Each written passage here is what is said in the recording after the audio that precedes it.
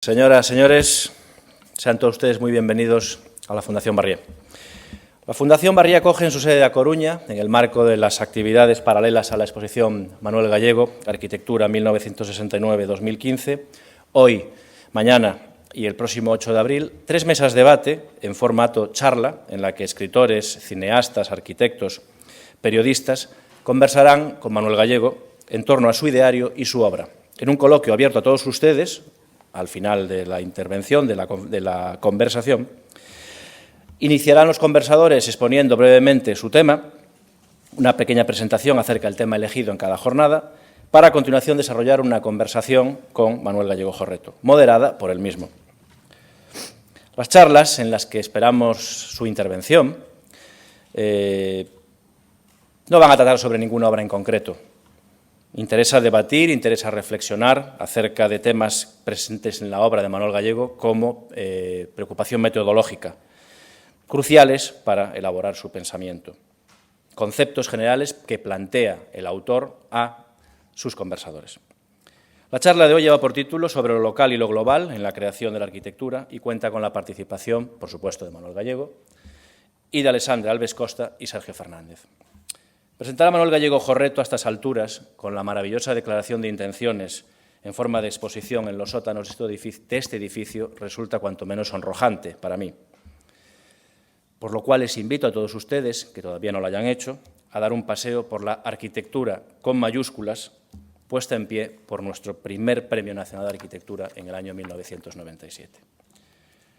Alessandra Alves Costa, profesor catedrático emérito de la Facultad de Arquitectura de la Universidad de Oporto, y Sergio Fernández, profesor emérito de la Facultad de Arquitectura de la Universidad de Oporto, forman una pareja de arquitectos internacionalmente reconocida por el compromiso con el que siempre se han dedicado a la docencia y a la escritura, así como por el trabajo de diseño y trabajo de arquitectura sincera desarrollada desde los años 70 en esa plataforma de trabajo y de estudio que es Atelier 15. Ese trabajo destaca no solo como paradigma en la historia de la vivienda unifamiliar contemporánea en Portugal, sino particularmente en el tratamiento de cuestiones relacionadas con musealización, valoración, reconstrucción, reutilización, al fin y al cabo, en la rehabilitación y recuperación del patrimonio. Los trabajos desarrollados en la recuperación de núcleos históricos de Alcobaça o de Idaña Bella son pruebas fehacientes de este trabajo. Sin más, cedo la palabra a Manuel Gallego. De nuevo, muchísimas gracias por venir a la Fundación esta tarde y quedan invitados ustedes a las mesas de mañana y del día 8 de abril. Muchas gracias. La verdad es que no sé si se me oye. Milagroso. No, porque no he tenido casi nunca una conversación con dos amigos en esta situación, ¿no? Tampoco vosotros, espero. La conversación que vamos a iniciar es, no sé cómo llamarle, pero es un trío de cambio de ideas en el que tratamos de que sea más, no sea tan pesado y tan cargante para el oyente, ¿no? Y en cambio nosotros aligeramos cambiando de postura, cambiando de óptica, cada uno de nosotros aunque sea la misma idea, ¿no? Estén tranquilos porque la duración va a ser corta, breve, no creo que pase de un cuarto de hora, 20 minutos, así cada uno.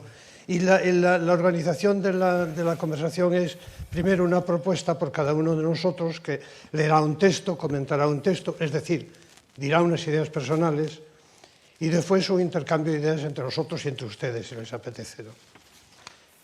Yo pensé que iniciar la charla con este tema de lo local y lo global en la arquitectura. Es un tema muy abstracto, complejo, complicado y que adquiere un significado diferente según la etapa de la vida en que lo cojamos, en la evolución, el cambio, y que nos coja también a nosotros, ¿no? Es un tema cambiante, ¿no? Yo creo que a través de la revisión de las relaciones que hay entre lo universal y lo local, o entre lo abstracto y lo concreto, podríamos reconstruir la historia reciente de la arquitectura, me parece a mí. Pero no es solo un tema conceptual, yo creo que afecta directamente a la concepción de la arquitectura. Yo creo que, como todo va cambiando, nos encontramos que todo cambia de todo, ¿no? Irremediablemente y afortunadamente. Pues en ese cambio la memoria se va borrando a medida que cambia la actitud ante la arquitectura. Se va reconstruyendo una nueva memoria. Y esto ocurre tanto si los cambios son guiados por los aconteceres, si nos dejamos ir, que pues si nos tomamos el cambio críticamente de una forma comprometida. Yo creo que eso ocurrió siempre así. La conversación de hoy con mis amigos girará alrededor de la arquitectura y yo creo que, porque no lo sé, lo que dirán ellos, sobre la relación con la vida de la arquitectura. La vida y la arquitectura es el tema básico. Desde mi punto de vista, adelanto lo que yo voy a comentar, ¿no? Bueno, lo primero que debo de hacer en este preámbulo, y algo muy gustoso, es agradecer de todo corazón a mis compañeros, a mis amigos, viejos amigos ya, y amigos viejos, ya pasa ya hace mucho tiempo, pues de que hayan venido, porque ya pueden ustedes comprender, esto es un lío, una liada, y solamente la amistad y la generosidad por parte de ellos lo justifica, ¿no? Yo se lo agradezco porque me apetecía que ustedes les oyeran y que les vean para ver sus obras y para leerle lo que escriben, ¿no? Merece la pena, ¿no? Una vez dicho mi agradecimiento, lo siguiente es presentarlos. Una presentación extremadamente corta, disculpadme, Sergio y Alexander, empezaré por orden biográfico cronológico, que nos llevamos todos muy poco tiempo entre los tres, pero yo soy el mayor, después viene Sergio, Escuela de Bellas Artes en el año 65, fue profesor, fue docente del 74 al 85, tú después me corriges. Sí, no, está bien, por ahora está bien. Profesor emérito en Porto y en la Universidad de Miño, en la Unidad Pedagógica de Viseo de la Facultad de Arquitectura de la Universidad de Porto, dio Proyectos 1 y Teoría General de la Organización del Espacio. Estoy correcto, ¿no? Fue director de Centros de Estudios de la Facultad de Arquitectura de la Universidad, es honorario, socio honorario del Orden de Arquitectos y ha publicado muchas obras en revistas. Y de ese autor yo quiero comentar dos cosas porque para mí fueron el primer contacto con la historia de la arquitectura portuguesa, ¿no? Que fue el percurso de arquitectura portuguesa 1930-1934, xa choveu daquela, ¿no? Ya choveu, pasó el tiempo, ¿no?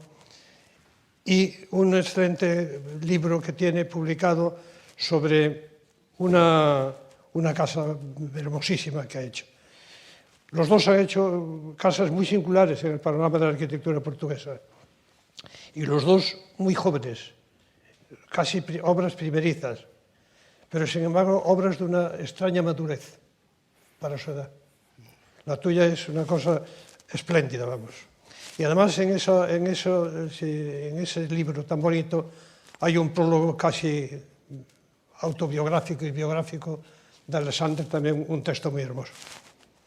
Bueno, Alexander Alves Costa también acaba en el 66, un año después de Sergio, catedrático emérito de la Facultad de Arquitectura de la Universidad de Porto, dio clases en Coimbra, Proyectos 2, Historia de la Arquitectura Portuguesa, fue director del curso de doctorado de la universidad, bueno, tiene muchas revistas publicaciones en revistas y en periódicos, tiene recogido en 3 volúmenes sus trabajos sobre estudio de la historia de la arquitectura portuguesa y otros textos. Ha sido candidato al premio Chumi y tiene textos datados, que esto lo conozco, editado en Coimbra en el 2007. Es el que comentábamos antes. Es miembro del Consejo Editorial de la revista Monumentos, se le ha concedido el grado de Gran Oficial del Orden Militar de Santiago de Espada por el Presidente de la República y socio honorario del Orden de Arquitectos. Bueno, yo creo que solo me queda comentar algunos de los premios, que son muchísimos, pero es un poco para hacer ambiente que ustedes hagan cargo. Es igual, lo voy a decir igual. Premio Pedras de Arquitectura en el 93, Premios Nacionales de Arquitectura, Premio Asociación Internacional de Críticos de Arte, Ministerio de Cultura, Premio Municipal de Arquitectura Diego de Castillo, Coimbra, Europa Nostra 2010, Premio Internacional de la Junta de Castilla y León, Medalla de Oro, etcétera, etcétera, etcétera.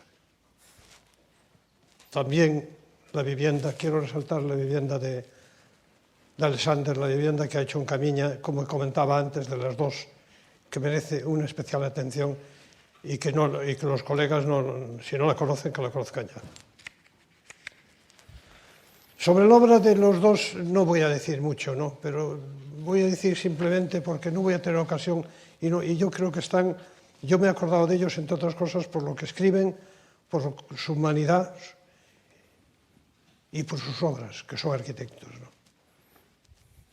Yo creo que es el rigor proyectual, la honestidad intelectual, el compromiso ético, la naturalidad, tan difícil, ¿no? La sensibilidad, una inteligencia sensible, ¿no? Todas estas cosas hacen de su arquitectura un interés especial, por lo menos para mí. Yo no hablo para los demás, pero para mí sí, y creo que para muchos también, ¿no?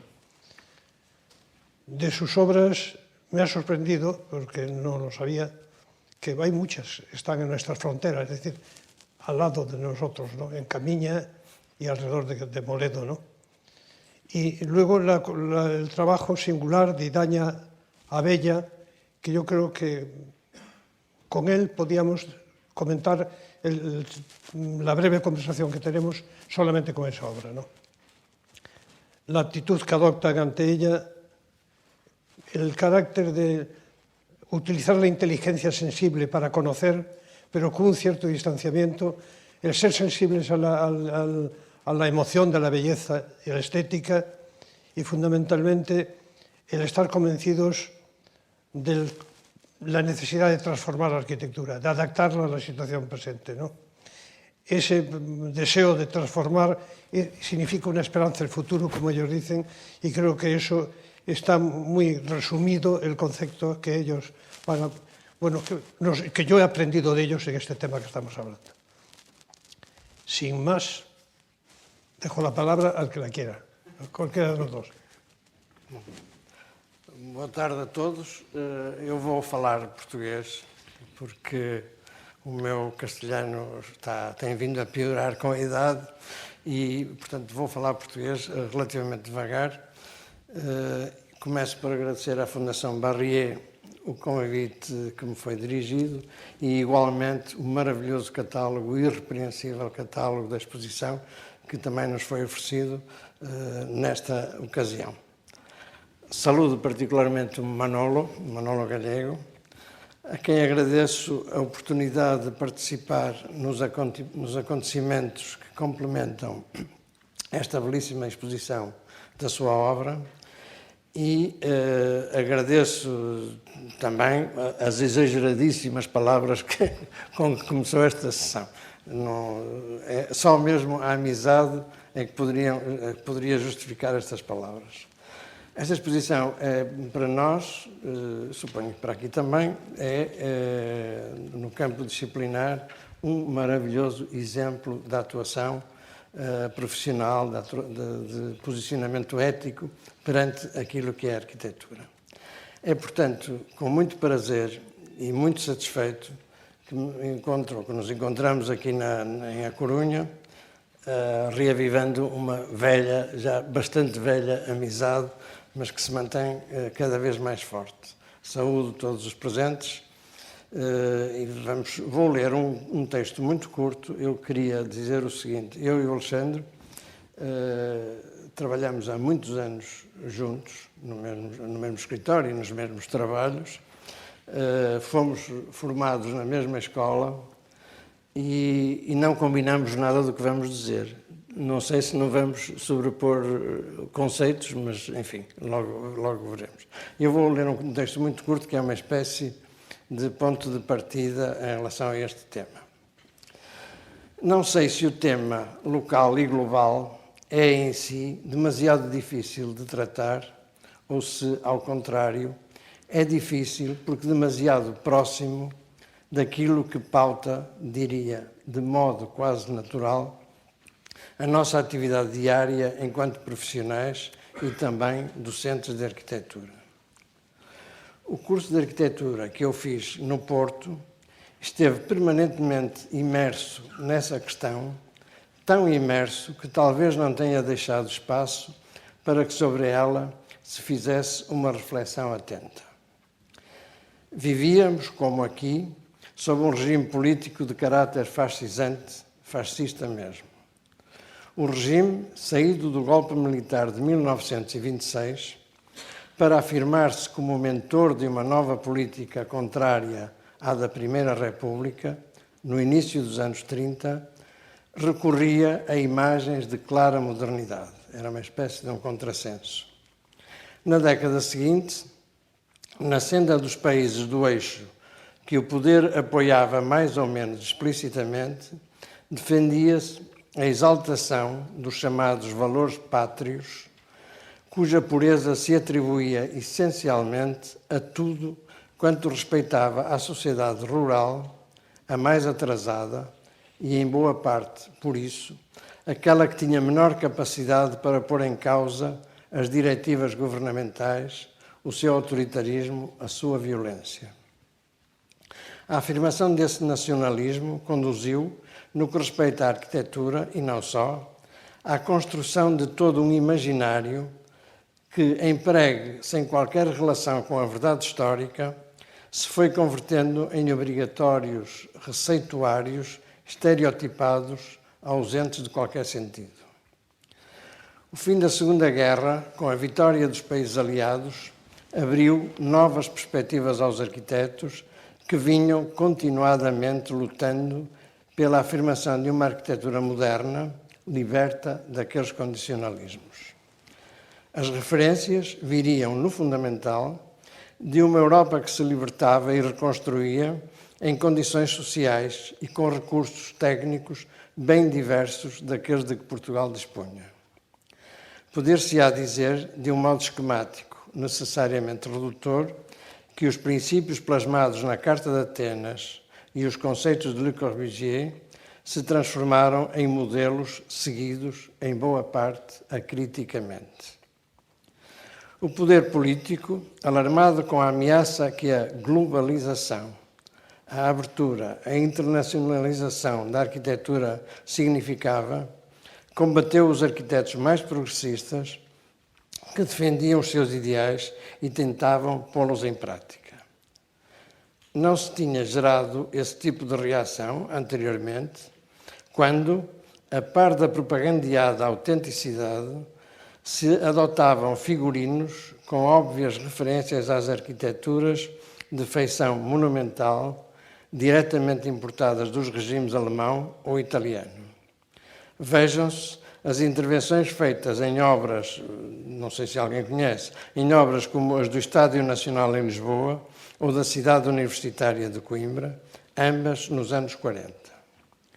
São aqueles mesmos arquitetos progressistas, os mais qualificados, e cito apenas como exemplo Fernando Távora ou Nuno Teotónio Pereira, que, particularmente comprometidos com a arquitetura moderna, propõem que seja feito o estudo da arquitetura popular portuguesa para nela poderem fixar as raízes necessárias à produção de uma arquitetura contemporânea, substantiva e emancipadora que não se limitasse à reprodução mais ou menos gratuita de clichês. É nesse constante oscilar entre os contributos disciplinares que nos chegam de fora, globalizantes, e a consciencialização da necessidade do conhecimento tão aprofundado quanto possível da realidade que nos está próxima, local, que decorre a minha formação escolar. A Le Corbusier, Mies van der Rohe, Kahn, Wright, Leslie Martin, Koderk ou Álvar Aalto, entre muitos outros, acrescentaria à minha aprendizagem, na mais perfeita continuidade, sublinho, a experiência feita com o trabalho de fim de curso durante mais de 2 anos na mais remota aldeia do norte de Portugal, Rio do Nor, tentando descobrir de que modo poderia ali um universitário agir corretamente no âmbito do seu exercício profissional. De facto, é-me difícil, como sugeri anteriormente, detectar antagonismos significantes entre arquiteturas que, em obediência às condicionantes da sua produção, procuram dar resposta mais correta à aventura que é a vida. Global e local. Será uma nova condição? Constituirá um problema novo? Novo fenómeno entre nós não parece ser. O que são correntes como as da arquitetura do românico, do gótico, da renascença. Movimentos importados que se estendem, no caso, por largas áreas da Europa, sem que as fronteiras políticas conformem barreiras ou determinem limites precisos. Constituindo-se certamente com maior lentidão do que no presente, como manifestações inovadoras, foram, na generalidade, sofrendo o impacto dos modos de fazer, dos materiais de construção disponíveis, das capacidades económicas e técnicas, dos hábitos, dos gostos locais. Foram sendo, em resumo, assimiladas, sem deixarem de significar avanços ou, pelo menos, alterações legíveis, moldando-se progressivamente até ganharem expressão de características locais. Passou a haver uma identificação que, poderíamos dizer, legitimou a sua importação. O românico ou o gótico espanhóis ou portugueses relacionam-se com o românico ou o gótico francês, mas, condicionados por circunstâncias específicas, adquirem expressão local, adquiriram a sua própria individualidade.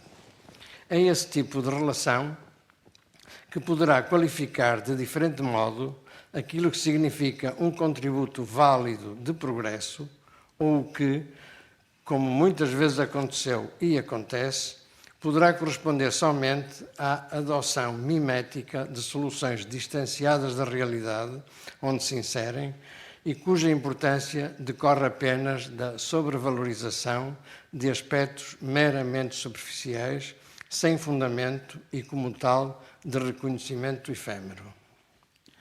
A extraordinária rapidez e eficiência dos meios de comunicação atuais se, por um lado, ampliou exponencialmente as possibilidades de divulgação do conhecimento, por outro, abriu caminho fácil a um evidente culto da imagem, conferindo-lhe um discutível estatuto de supremacia. No século XX, assistimos à globalização da chamada arquitetura internacional, à divulgação do movimento moderno, que veio marcar-nos de modo indelével. Como se disse já, perante o que era novo, sem uma avaliação séria das razões que o sustentavam ou a avaliação das suas eventuais potencialidades ou defeitos, foi por muito tempo duramente combatido entre nós. Muitos terão sido os erros cometidos na aplicação dos seus princípios. Bastará pensar no caráter, ou falta dele, patente na generalidade das expansões das nossas cidades, onde o sentido da urbanidade e da identidade quase parece ter-se perdido. No âmbito da intervenção arquitetónica, em sentido mais restrito, bastará lembrar, como apontamento quase anedótico, o filme Mon Oncle, de Jacques Tati. Ao contrário, será que os contributos dessa modernidade global, por natureza, apropriados por nós, trabalhados pelo tempo e pela experiência, não terão enriquecido as nossas condições de vida, fortalecendo simultaneamente tudo o que nos afirmava com identidade local? A Casa de Ofir, projeto de Fernando Távora de 1956, obra de inquestionável ligação às raízes da arquitetura portuguesa, pelo acerto da sua escala, pela clareza dos seus riquíssimos espaços, pela sabedoria de valor ancestral revelada no seu enquadramento, não beneficia das possibilidades conferidas pela nova técnica, diria recentemente importada, como a que faculta a construção de uma extensa viga de betão sobre cujo vão se instala uma igualmente extensa superfície envidraçada ligando diretamente o espaço interior ao espaço exterior? A Casa de Corrubedo, projeto do início dos anos 70 de Manuel Galego, entre muros iguais a todos os outros, colada à terra e que queria passar quase inadvertida, que se pensa para ser construída por artífices locais, citei o próprio autor, Essa obra, rigoroso fruto de amadurecido saber e de uma profunda identificação com o contexto, não deixa de revelar, na sua poética proposta de organização espacial, ordenada e livre, a presença de uma modernidade que extravasa aquilo que se apelidaria somente de local. Conheço, lamentavelmente, quase só através de livros, a maior parte da obra de Manuel Galego. Do que conheço dos seus projetos e pelo que conheço dele próprio, creio que poderemos resolver o tema que nos foi dado para esta conversa. Citarei 2 extratos de textos que a ele se referem. De Miguel Ángel Baldilló, y vou citar, Gallego viene realizando un trabajo silencioso de depuración formal en el que se sintetizan tendencias en apariencia contrapuestas. Por una parte, las influencias no canónicas del movimiento moderno. Por otro lado, la profunda aprehensión del lugar y su construcción. De David Kohn, la arquitectura de Gallego es notable por la gran sensibilidad con que trata temas como el entorno, el lugar. Pero para ser preciso, esa sensibilidad es solo un aspecto de su método de proyectar que parece estar gobernado también por una adherencia estricta a los principios del movimiento moderno. ¿Será que tenemos tema todavía? No sé. Gracias. Muchas gracias. Si quieres. ¿Querés? No sé. Bueno, muchas gracias por la invitación. Estoy muy satisfecho de estar aquí con vosotros, sobre todo con Manuel. Y os saludo a todos. Voy a hablar en portugués porque mi castellano no sé escribir en castellano. Y ni hablar tampoco. Lo interesante de esto es que, como no habíamos hablado Sergio y yo antes, vamos a decir exactamente las mismas cosas, pero con palabras diferentes, que es muy bueno, porque así como él habló en portugués, yo voy a hablar en portugués, y vosotros han entendido más o menos mitad, así que de mitad más mitad queda un todo, pero es igual. Por eso, cuando me han puesto el tema local y global, yo quedé un poco sin saber qué decir. Y quería confesar que fue pensando en la obra de Manuel Gallego que encontré una especie de solución para esto, para esta aparente dicotomía entre local y global. Y voy a defender una especie de una tesis que Sergio explicó ya mejor probablemente, porque con menos palabras, que no hay contradicción entre local y global, y que esta contradicción es solamente aparente, y que existe complementariedad entre local y global. Y voy a intentar comprobar esto con ejemplos históricos, diciendo que siempre que no hay esta complementariedad, esto es, cuando no hay equilibrio entre estos dos aspectos, local y global, se crea una situación perversa, mucho perversa. Y entonces voy a intentar defender esta tesis. Perdonen, esta tesis, no es tesis ninguna, es una... esta complementariedad tiene su equilibrio y está todo bien. Y la obra de Manuel Gallego es un ejemplo de eso. Y cuando no existe ese equilibrio, mal estamos nosotros arquitectos. Entonces, hablan en portugués para que entiendan la mitad que faltó al texto de Sergio. Intentando hablar despacio, voy a empezar. A contradição entre local e global é não só aparente, como não tem a ver especificamente com a contemporaneidade. Vou desenvolver esta ideia base, abrindo sobre ela um debate entre nós, que é sempre possível. E eu digo, repito, não existe contradição entre o local e o global, mas sim complementaridade. Sobretudo, ou talvez apenas, não tenho a certeza, nos territórios que não são centros de produção cultural em qualquer tempo. Afirmo também que não é uma questão específica da contemporaneidade. Para comprovar estas duas hipóteses interpretativas, tentarei encontrar exemplos históricos não me fixando no nosso tempo. Penso que é sempre uma visão muito redutora fixar-nos só no nosso tempo. Acho que devemos ter da história da arquitetura uma visão global, completa. Os nossos colegas são tanto os que estão vivos como os nossos colegas gregos que fizeram Partena. E também me apetece, nestas circunstâncias, não só por razões ideológicas, aproximar a Galiza e Portugal como periferias da periferia. E quando falo em centros de produção cultural, e limitando-me a exemplos da história da arquitetura, refiro-me, por exemplo, à França, para o período românico, ou à Itália, particularmente Florença e Roma, para o período renascentista. Em certos casos, podem coexistir vários centros de produção cultural central, como é o caso da Alemanha e da França para o romantismo.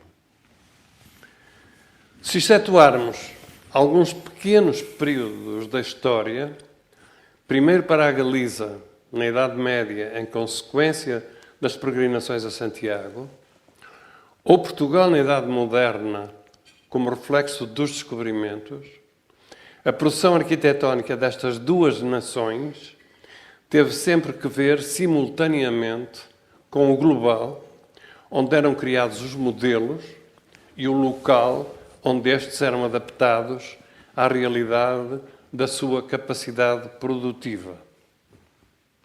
E pergunto, mas não haverá momentos em que prevalece, em que domina o local sobre o global, ou vice-versa, o global sobre o local, deixando, portanto, nestes momentos de haver complementaridade para existir domínio e submissão de um destes fatores sobre o outro? A resposta é afirmativa. Há momentos em que prevalece um destes elementos. E esta exceção, considerando que isto é uma exceção, confirma a regra e corresponde normalmente a momentos, no mínimo, precários ou quase sempre perversos. Por exemplo, a prevalência do local sobre o internacional, sobre o global, corresponde sempre a uma exagerada ideologização da produção arquitetónica como representação de um poder ou de uma nação. É o caso da criação dos estilos nacionais, de que temos exemplos bem recentes no Estado espanhol e em Portugal. E o exemplo dos fascismos peninsulares vai mais longe do que inventar um estilo nacional. Chega ao extremo dramático de o impor. No caso do meu país, a invenção de um estilo português, chamado vulgarmente Casa Portuguesa, teve até uma espécie de codificação estilística de base doutrinária que constituía uma espécie de manual ou de matriz utilizável por qualquer vigilante de boas práticas, intermediário institucional no processo de aprovação de qualquer projeto. Era uma espécie de polícias que estavam a aprovar os projetos. A modernidade, inicialmente sustentada nas vanguardas europeias, era identificada pelo regime como bolchevista moscovita. O país real, miserável, analfabeto, sem assistência médica, estava escondido, assim, por trás desta espécie de cenografia risonha. Ao contrário, quando existe prevalência do global sobre o local, isso representa um relativo ou total afastamento, que eu penso que é igualmente perverso, das condições reais de cada local. A imposição agora não é policial, mas é cultural e ideológica, tida por politicamente correta, da linguagem do movimento moderno, tantas vezes utilizada de forma puramente formal, desconhecendo os princípios éticos que lhe deram origem, ou mesmo quando estes já eram reconhecidos, foi dando origem a uma paisagem urbana, como o Sérgio acabou de dizer, tendencialmente uniforme, sem considerar as tradições construtivas, alicerçadas por uma prática antiga, nem a sua eventual superação positiva pela invenção de materiais, formas e conteúdos apropriados a tão diferentes realidades sociais, culturais ou geográficas. Há uma espécie de pensamento único sobre a realidade. Devo chamar a atenção para o facto de, neste momento, com os novos sistemas de informação e a rapidez de expansão do conhecimento que eles permitem, a produção cultural dominante tende, simultaneamente, a fragmentar-se e a impor-se a todas as regiões do globo de forma muito eficaz, suportada por mecanismos que só, aparentemente, são democráticos. A adoção de códigos formais e estilísticos ditos internacionais, sustentados pela referida aquisição de meios tecnológicos cada vez mais sofisticados, originam uma espécie de novo riquismo de estar na crista da onda, na vanguarda, que, tal como o fenómeno da moda, infelizmente, é não só na arquitetura, mas na cultura, de uma forma geral, na ciência e, sobretudo, na política, tendencialmente uniformizador. É o pensamento único, espécie de fatalidade inelutável. Paradoxalmente,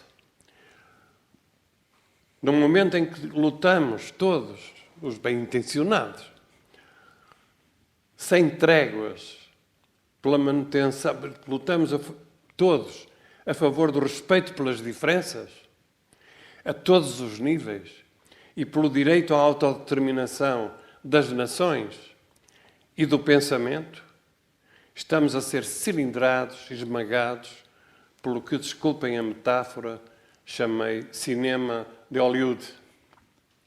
Vivemos um momento histórico difícil, de luta sem tréguas pela manutenção ou reconquista da soberania, contra todos os mecanismos da globalização, movidos por este monstro sem rosto nem legitimidade democrática, chamado capital financeiro, ou de forma mais doméstica, de mercado. A arquitetura não é imune a esta crise. Uma reação imediata a esta situação pode ser trágica. Está a ser trágica em muitos lugares da Europa, por exemplo, e da América Latina também. Se nos deixarmos enredar nas teias de um nacionalismo de direita tendencialmente fascista. Isto tem que ver com a arquitetura, mas tem que ver com a cultura toda. Tem que ver com a ciência, tem que ver com a cultura, tem que ver com a forma de estar no mundo, tem que ver com a nossa vida nesta contemporaneidade. Falando de arquitetura, do modelo e da sua apropriação, 2 exemplos apenas de complementaridade equilibrada e racional entre o local e global, que eu encontrei, obviamente, na obra de Manuel Galego. Mas não vou falar sobre isso para não envergonhar. Vou situar o primeiro exemplo no período românico. E irei centrar na experiência portuguesa, uma vez que para a região da Galiza estou pouco à vontade, pensando, no entanto, que os 2 casos se devem aproximar. O chamado estilo românico entra em Portugal, e na Galiza, provavelmente, pela mão das ordens religiosas, mais influentes na Península, a Ordem de Cluny e a Ordem de Cister, que, antes de mais, põe termo definitivo ao moçarabismo peninsular. Reparem, entrou um estilo internacional, a primeira coisa que fez foi acabar com tudo o que era local e o moçarabismo peninsular foi proibido. Exceto numa igreja particular em Toledo, onde deixam fazer umas coisas. O modelo internacional é transposto literalmente em algumas construções, particularmente nas sés catedrais, onde um clero mais culto e mais rico dominava.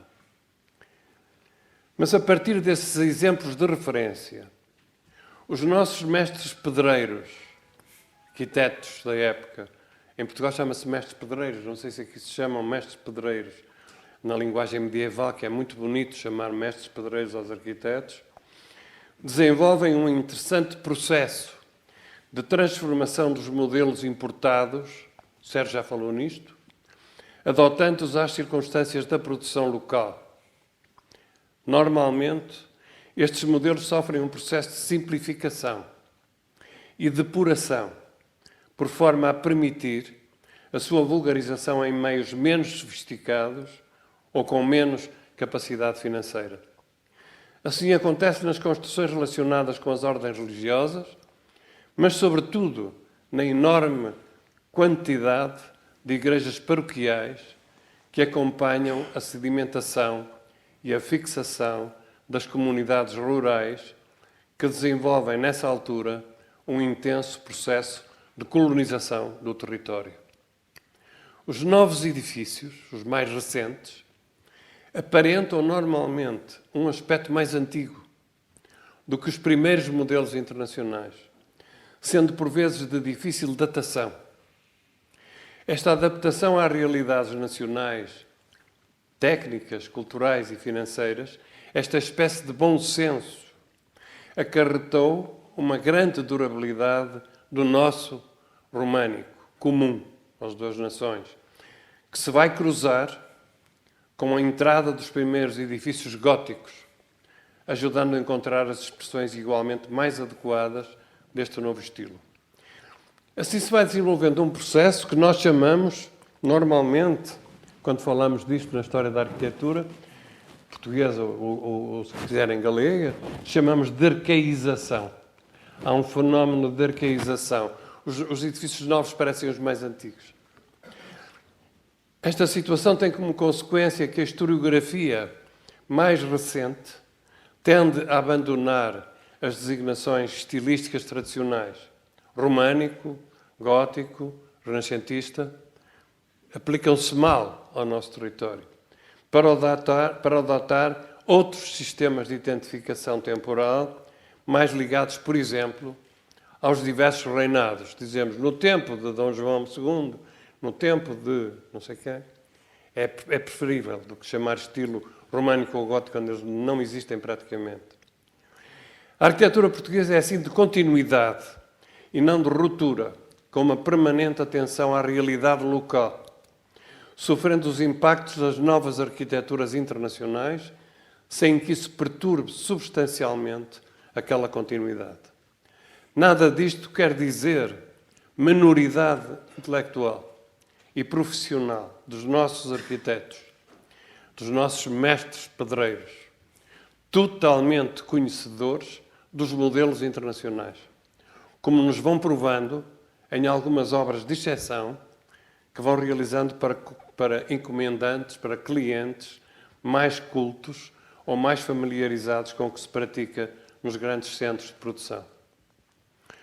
Outro exemplo, último, muito significativo, é o da crítica ao movimento moderno e da chamada aspiração do real, como lhe chamou Vittorio Gregotti. O chamado estilo moderno, da segunda geração, não daquela que o Sérgio falou do princípio do fascismo, quer dizer o que decorre da lição dos grandes mestres do movimento moderno, implanta-se, inicialmente, no retrógrado, ruralizante e fascista Portugal dos anos 50. Era uma espécie de estilo de resistência e por isso teve a adesão dos nossos melhores arquitetos que se organizaram em associações, mais ou menos clandestinas, para a sua defesa. Organizamos-nos clandestinamente para defender a arquitetura moderna. A habitação social era o tema privilegiado. Queríamos trabalhar para o povo. De difícil concretização, em consequência da política do Estado Novo, que favorecia, sobretudo, a pequena e média burguesia. A ação desta geração de arquitetos modernos acabou por construir os seus modelos internacionais, muito influenciados pela arquitetura moderna brasileira. É muito interessante que acabemos por ter recebido a influência do país que colonizamos. Na sua retaguarda seguiam os que, menos empenhados politicamente, colaboraram ativamente com a especulação imobiliária. Muita desta linguagem do movimento moderno foi utilizada por outros para colaborar com a especulação imobiliária, que bem entendeu, ou muito bem entendeu, fora da política, a rentabilidade desta nova linguagem. No entanto, enquanto o chamado estilo internacional ganhava direito de cidadania e ia demonstrando alguma desadequação para enfrentar os problemas reais da geografia e do clima, das tradições urbanas, dos saberes construtivos, uma geração mais jovem, encabeçada no Porto por Fernando Távora e em Lisboa por Núncio António Pereira, sem negarem nunca as aquisições da modernidade, lutaram por uma arquitetura mais próxima da nossa realidade, que respondesse com mais eficácia às verdadeiras necessidades do país, recuperando algumas continuidades perdidas do ponto de vista das linguagens e do ponto de vista da construção. É o tempo do inquérito à arquitetura popular portuguesa e da aspiração a uma arquitetura que fosse capaz de encontrar as suas raízes na autêntica e não cenografada tradição nacional. Le Corbusier, Mies ou Luís Canos, mesmo que o Sérgio citou, sempre amados e admirados, foram pacificamente integrados numa corrente a que muitos anos depois Kenneth Frampton chamou regionalismo crítico. Não estou nada de acordo com o Kenneth Frampton, como vou explicar. E assim se reataram continuidades perdidas, memórias e metodologias de projetação, a que chamei por simplificação de tradição, sem que este termo represente qualquer conservadorismo. Eu costumo dizer que há uma tradição de esquerda e há uma tradição de direita. Igualmente, pela influência paternal de Távora, se reintroduziu a história da arquitetura como um elemento operativo da nossa atividade disciplinar. Para terminar, estou mesmo a terminar, e em síntese, deixem-me dizer-vos que todos da minha geração e do Sérgio, e do Manolo também, somos descendentes deste último processo, cuja autenticidade mergulhou no reconhecimento e respeito pelo local, tendo assumido em complementaridade todos os saberes que a modernidade acarretou. É particularmente interessante que nas arquiteturas do SAL, Política de Habitação do pós-25 de Abril em Portugal, em que o local era um direito reivindicado por todos, a palavra de ordem era direito ao local, é extraordinário, mas é inventado pelas populações, direito ao local, mais do que direito à cidade, era o direito ao local. Foi reivindicado por todos. Os arquitetos que trabalharam nesta altura para estas populações foram buscar as suas referências nos grandes exemplos da arquitetura internacional. J.P. Aude, Bruno Taut, por exemplo. E aqui lá, no local, se desenhou uma arquitetura portuguesa de sabor internacional. Foi assim, do que ao contrário do que pretendia Frampton, sublinho isto, se transformou o universal em local, sendo esta para mim uma das invariantes da arquitetura portuguesa de todas as épocas. O Frampton defendeu que o local se transformou em universal. Tão bom que era o local da periferia onde nós estávamos. E nós pensamos que não, que o universal é que se transformou em local. E por isso, chamamos a atenção, vai haver uma exposição de arquitetura portuguesa em Paris, que se vai inaugurar agora no dia 12 de abril, que se intitula Les Universalistes, isto é, nós próprios, intitulamos-nos a nós próprios como universalistas. Isto é uma piada ao Frampton, claro. Temos sabido, para terminar, resistir à tecnocracia do high-tech, ao historicismo oco da pós-modernidade, à ordem não tectónica das imagens virtuais. Temos sido críticos, portanto, sem cair em qualquer regionalismo. E assim vamos tentando dar continuidade ao que de melhor e mais criativo tem a chamada tradição na nossa profissão. Encontramos na obra de Manuel Galego, aqui esplendorosamente exposta, um exemplo maior deste processo de complementaridade. Se não fosse ele, eu não tinha encontrado maneira de fazer este discurso. De complementaridade do local com o global, sem qualquer cedência à força dos mecanismos globais, nem dos nacionalismos primários da direita. Manolo, és um exemplo maior daquele equilíbrio. És fruto de um talento, de uma cultura e de uma inteligência superiores.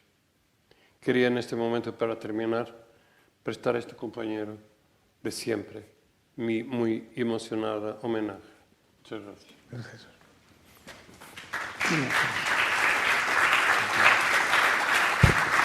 Muchas gracias.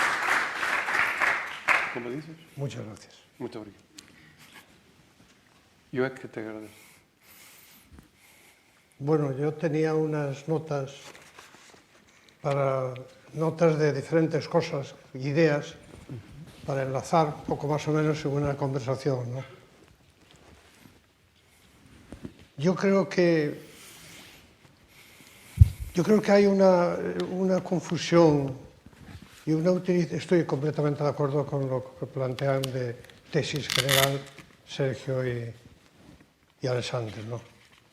Pero yo quería añadir algunos temas que ya los habéis dicho, seguramente lo voy a añadir peor. Tampoco os he entendido perfectamente todo, ¿eh?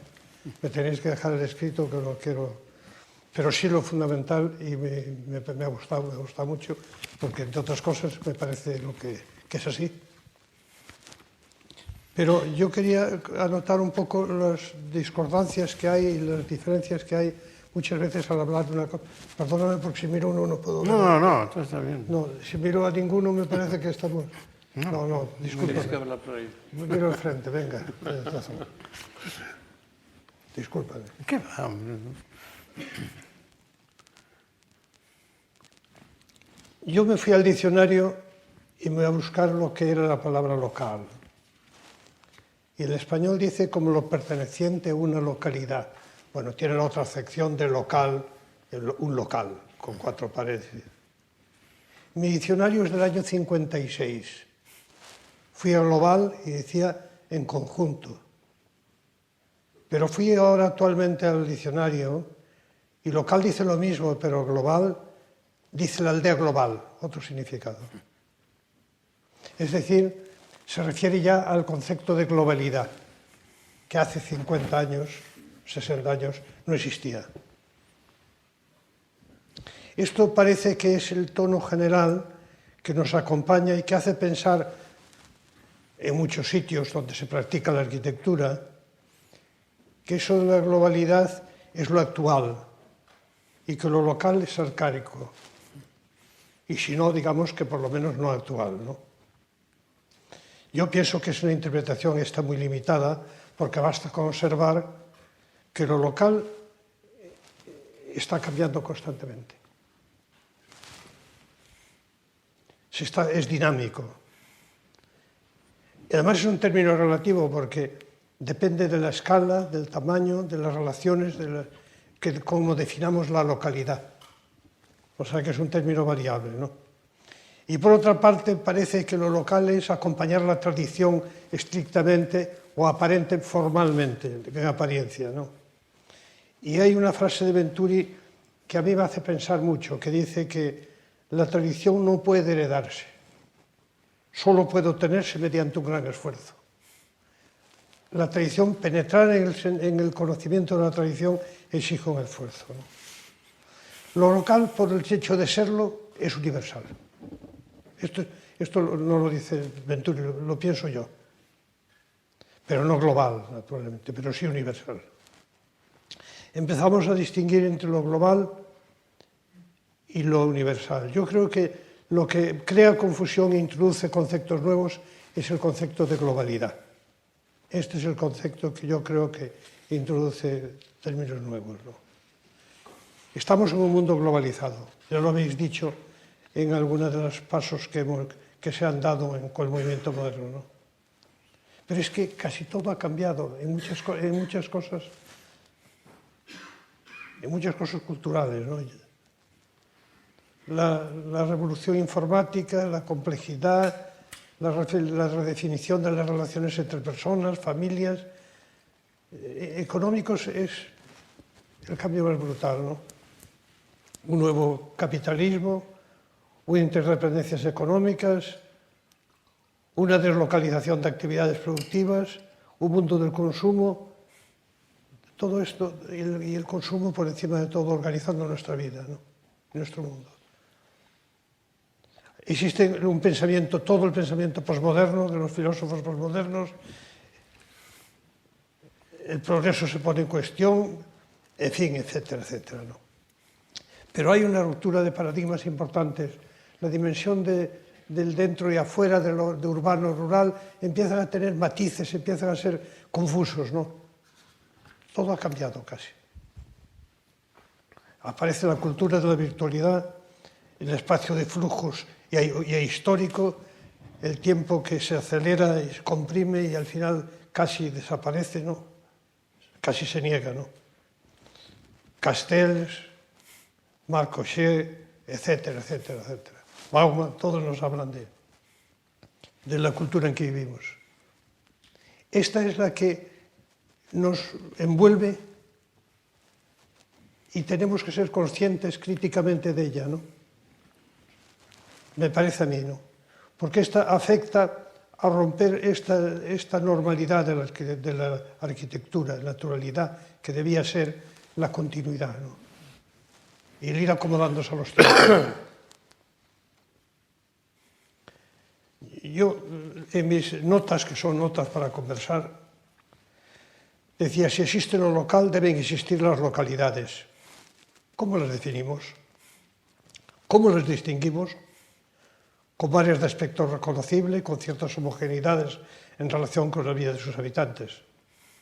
Pero dependen de la escala que los observemos. Un lugar a escala mayor tiene unas diferencias y unas referencias que es a escala menor, etcétera, etcétera. Cabría preguntarse a qué distancia deja lo local de serlo si vamos en un avión y despegamos y vamos apareciendo nuevas homogeneidades y nuevas referencias. ¿A qué escala deja de ser local y se convierte en general? Cuando nos separamos, cambiamos de escala, cambiamos de referencias, cambiamos de paisajes. Y nos percatamos de que lo local, esta reflexión simplemente es para hacer notar que yo, pensando así, me percato que lo local se refiere a una aproximación al medio. Quiero entender algo más sobre lo local, ¿no? Una aproximación al medio que nos rodea y por ello define una cualidad en las relaciones que establece el hombre con lo que le rodea. En lo local el espacio es diferente y mi contacto es casi lo que Berger comentaba en un libro que estoy leyendo, que me regalaron, del espacio como continuidad del cuerpo, del espacio existencial casi, pero del espacio casi como continuidad del propio cuerpo, ¿no? nos percatamos de que lo local se refiere a una aproximación al medio que nos rodea y por ello define una cualidad en las relaciones que establecemos. Es el espacio próximo donde se desarrolla nuestra vida. Su valoración representa una actitud ante ella. Esto es lo que yo quería un poco recordar como primera reflexión, ¿no? Lo local supone una forma de ver el espacio, ¿no? Sobre todo cuando pensamos en la gran ciudad, ¿no? Donde los edificios, donde normalmente en muchos sitios son completamente insolidarios y marginados unos a otros, son espectáculos en sí mismos y señales en sí mismos. Y las relaciones, la vida cotidiana, cómo se refleja, en qué espacio vive el hombre, empieza otra vez la otra gran interrogante. Yo creo que siempre ha existido confrontación, estoy de acuerdo con lo habéis enunciado, entre la abstracción y la diferenciación de lo concreto y determinado, que representa la generalidad y la uniformidad. Sobre el movimiento moderno se dijo que la abstracción y la ruptura con lo existente supone un olvido de la historia y la tradición. Es verdad. La pérdida de la conciencia de la historia y del territorio local, del lugar en concreto al que no se le presta atención en su generalización, apareciendo la reacción contra la uniformización del estilo. Bueno, lo hemos comentado, ¿no? El Team 10, Rudowski, Alexander, el brutalismo, toda una historia que hemos vivido en que esto era diferente y se luchaba para que esto, el racionalismo crítico que comentabas, ¿no? Se intentaba buscar una solución al tema, ¿no? Se intentaba recapitular de qué pasaba, que una abstracción no sirve para enfrentarse con la realidad concreta. Siempre aparece lo local en la geografía, en el territorio, en contradicción con las ideas. Las ideas son universales, móviles, cambiantes. Esta es la primera casi conclusión que me parecía a mí de esta reflexión, ¿no? Cuando se dice, hay algún autor, Karsten dice, que la disolución, asistimos a la disolución de lo local en lo global, está en lo cierto desde ciertos aspectos de globalización, pero yo creo que es una visión parcial, que correspondería la existencia, que comprendería la existencia de lo local en un mundo local. Esa sería otra actitud.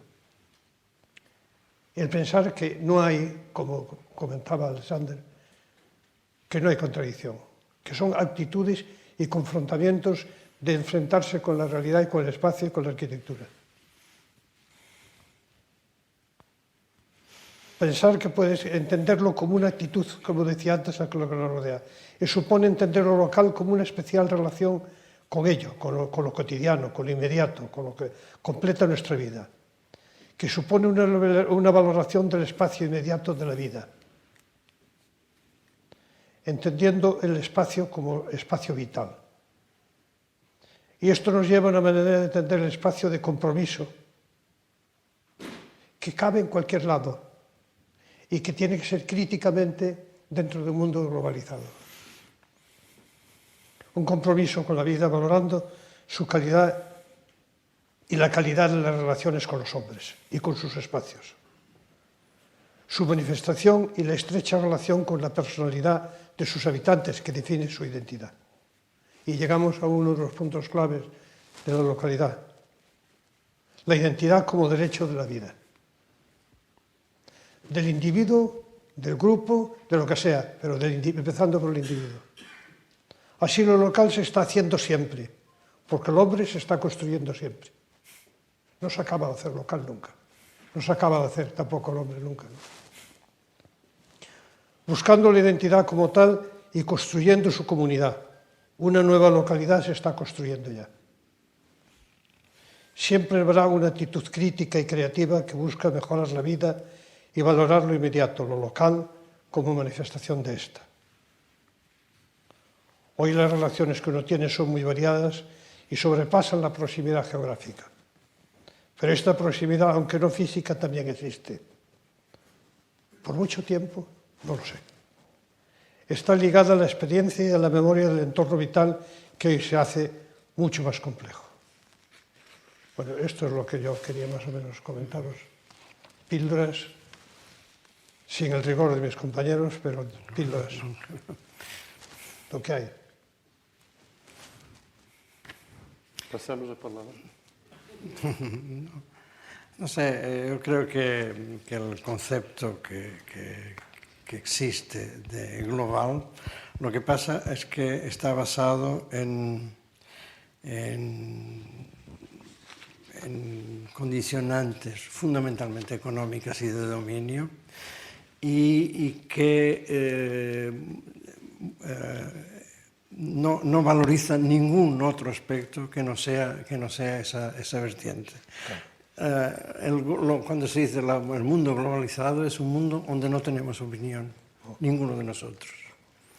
Y cuando se habla de local, realmente la idea es inmediata de que estamos cercanos, que nos vemos, que podemos intervenir.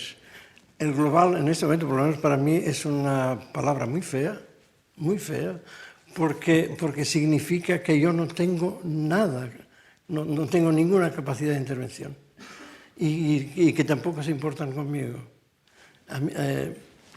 Yo creo que eso no hace falta combatir la expansión de las ideas y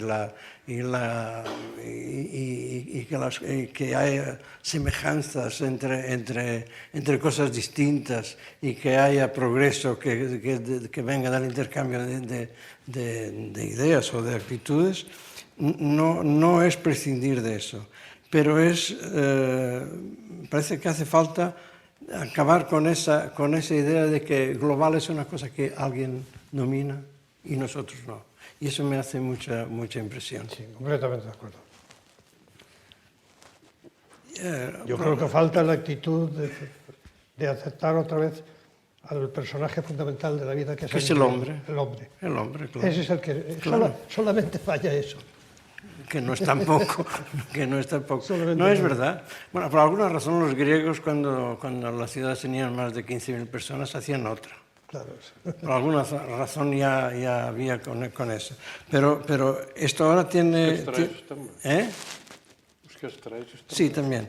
Pero ahora las razones yo creo que son más allá de no tiene que ver con la convivencia geográfica. Como tú decías, las relaciones en este momento son muy distintas de las que eran antes y puede haber relaciones muy distantes, claro, y muy íntimas igualmente. Esto es lo que... Claro. Esa es la esperanza evidente, claro, que es necesaria y que es real. Y si no es real es porque no quieren que sea real o no se sabe. Pero es real la posibilidad de que esto ocurra, ¿no? Cambiando cosas. Claro. Damos la palabra. Alessandro, sí, claro. Son más que nosotros.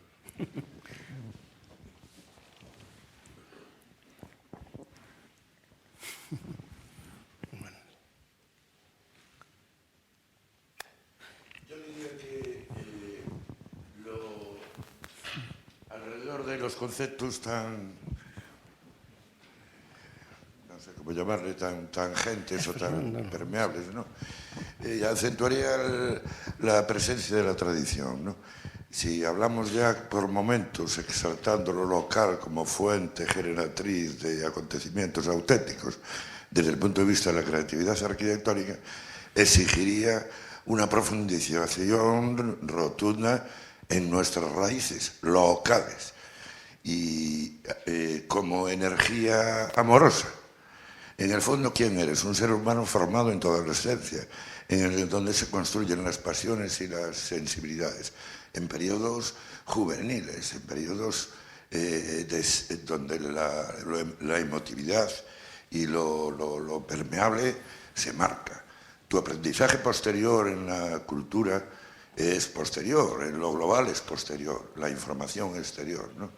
Entonces el reconocimiento de esa intensidad pura llevaría a la identidad, el otro concepto que habéis barajado ahí, ¿no? Por llegar a una conclusión renovadora, ¿no? ¿Por qué está tan de moda ahora la construcción tectónica, los grandes muros ciclópeos?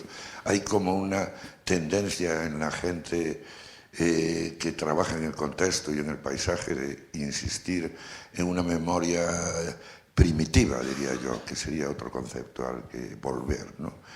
Tú, Manolo, hablabas de que todo cambia. Aquí no cambia nada. ¿Perdón? Yo no creo que no cambia nada. Vivimos un tiempo en el que seguimos igual que hace 2000 años. Cambia en apariencia, cambia en velocidades de transmisión, pero la gente se mata por celos, el amor sigue siendo una competencia peleona y la sociedad está en un periodo muy primitivo, a mi modo de ver, ¿no? Entonces, todo este... Cambia sutilmente sin que nos demos cuenta. Bueno, ojalá. Profundamente, Ojalá. creo yo. No, pero no para bien, ¿eh? O sea, ojalá no. Yo creo, Fernando. Te interrumpí, perdona. Considerado retrógrado el investigar nuevamente a las búsquedas originarias de la cultura de cada personaje. Pero yo creo que si te oigo bien, esa búsqueda la estás haciendo día a día. Sí. El hombre, todo lo que estamos haciendo, cada día queremos hacer, estamos dándole vueltas al mismo tema, ¿no? Y la humanidad se está moviendo, buscando, ¿no? Las preguntas se están haciendo, el que hace cosas está preguntando siempre en la vida, ¿no? Sí. Pero bueno, estoy con Sergio que como que la influencia de lo global, vale, y con vosotros, o sea, que ese es dos conceptos complementarios dialécticamente viéndolos, ¿no? Yo creo que son conceptos complementarios, pero yo quería, Sergio, preguntarte, dentro de la globalidad que entendemos actualmente, esta que es una palabra fea, como muy bien dice Sergio, ¿no? Dentro de esa, ¿cabe avanzar en una arquitectura más relacionada con el hombre? ¿Más? Perdón. Más relacionada con el hombre. Yo creo que no. ¿Cómo? No, a ver, tampoco te entendí. Perdón, repite que no te entendí. No, yo pregunto si dentro de esa globalidad que vivimos, es decir, de transformación de los medios de comunicación, de la economía, de la deslocalización, de los flujos, de toda la realidad en que estamos viviendo, ¿no? De la vida virtual, de la virtualidad, de la arquitectura apartada del usuario y más cerca del consumidor. ¿De todo esto cabe profundizar en una vida más humana? Yo creo que no. Yo creo que no. Yo creo que no también. Ailey. Sí, creo que lo último que ha dicho creo que es interesante. A mí me hace pensar en una visita a Madrid, porque bueno, aquí también se cruza el tema arquitectura, urbanismo, que hay la planificación urbanística, estaría la dimensión política y económica. Bueno, creo que todos esos puntos los habéis expuesto, pero en un viaje a Madrid que hacía de la Universidad Autónoma hacia la parte de Aravaca, y un amigo pues me lleva en coche y vamos comentando nuevas urbanizaciones de Madrid.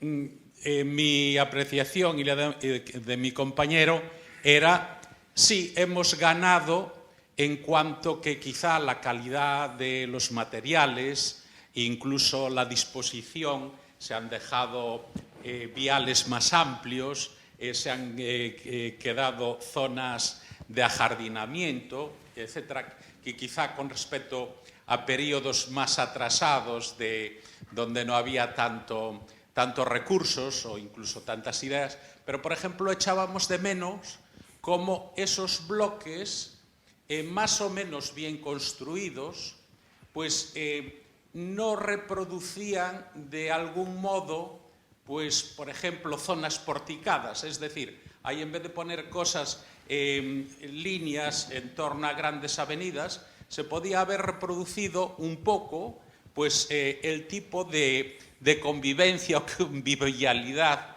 que tenía pues, las ciudades medievales y no tan medievales. Es decir, mejorar la vida local.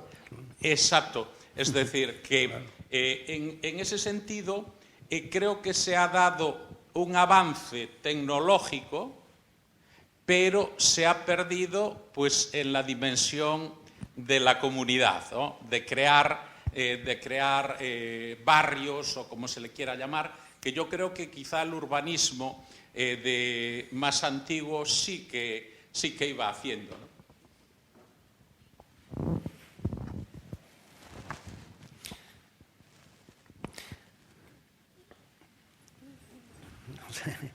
No sé, yo creo que hay también el peligro de que se piense que todo lo que es reciente es malo relativamente a lo que no es, porque tiene estos aspectos que yo creo que no son exactamente consecuencia de un cambio. Yo, pese a todo, creo que se vive mejor ahora que en otras épocas. Lo creo firmemente. Lo que creo es que no se vive suficientemente mejor porque todo está dominado por una distanciación en relación a los intereses de las personas, de los individuos, y está todos obedeciendo a otros intereses que son, supongo yo, de poder, fundamentalmente de poder. Yo no estoy en contra, o mejor dicho, no puedo estar, por lo menos así pienso, en contra aquello que de cierto modo representa el progreso. Hay cambios que yo creo que han sido muy positivos.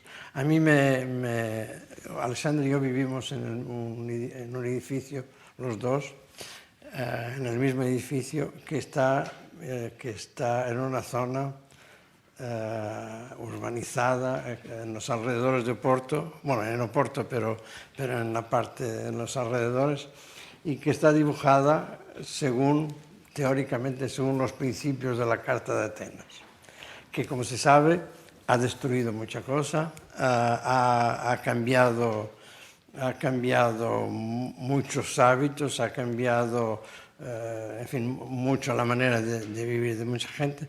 Los dos vivimos en ese edificio. Y yo, que soy un poco mayor que Alessandro, yo todavía me gusta vivir en la Carta de Atenas, aunque aquella donde vivimos no está bien hecha. Porque si fuera bien hecha y si estuviera libre de condiciones que son impuestas o por modas o por ignorancia, y si tuvieran en cuenta aquello que las personas quieren, yo no creo que sea imposible. Lo que es imposible es la manera de cómo lo hacen, porque realmente no obedece a nada. Una de las cosas, yo hablé antes que terminé mi carrera con un trabajo de fin de carrera en una aldea primitiva del norte de Portugal, donde viví 2 años, maravillosos, muy difíciles, pero maravillosos. Y lo que me quedó de todo eso es que no me siento bien haciendo nada como arquitecto sin conocer. Y eso lo creo que falta en toda la actividad actual. Es que se hace porque se tiene que vender o porque se tiene que poner en una revista o porque, bueno, fundamentalmente porque da dinero. Pero nadie se importa en conocer la realidad.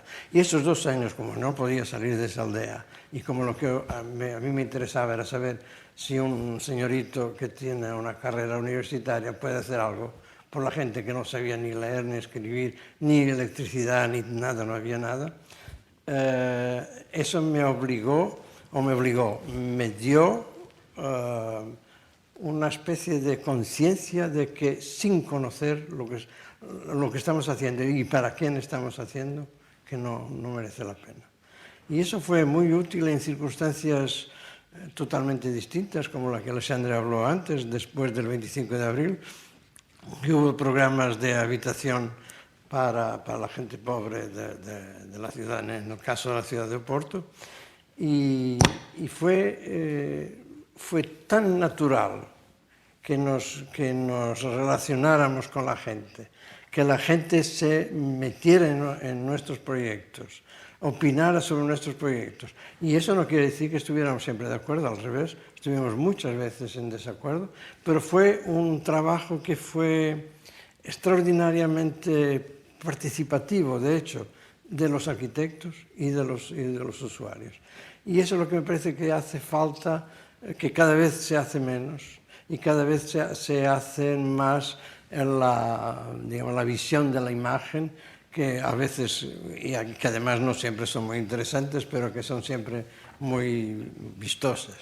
No sé, es difícil de... Quería falar ali, señor. Perdón, no sé.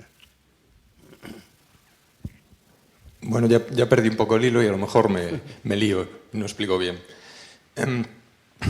Vamos a ver, en esto de lo local, de lo global, ¿no?, que nos ataca, yo pienso que hay una cosa que es el comercio, ¿no?, por ejemplo, que se reduce y que lo haces a través de una máquina, ¿no? Entonces, esto reduce las relaciones entre las personas, ¿no? Porque, por ejemplo, pues yo de pequeño pues iba a la plaza con mi madre y hablaba con cada uno de los tenderos Entonces, si se reducen las relaciones vitales de las personas, ¿no?, pues también se acaba empobreciendo la arquitectura, porque no tienes problemas que resolver, ¿no? Al final, las relaciones entre las personas solo se limitan al ocio, o se están reduciendo cada vez más, ¿no? Y eso afecta a los espacios. Ese es el tema que quiero lanzar. No tengo la capacidad vuestra para explicarme también.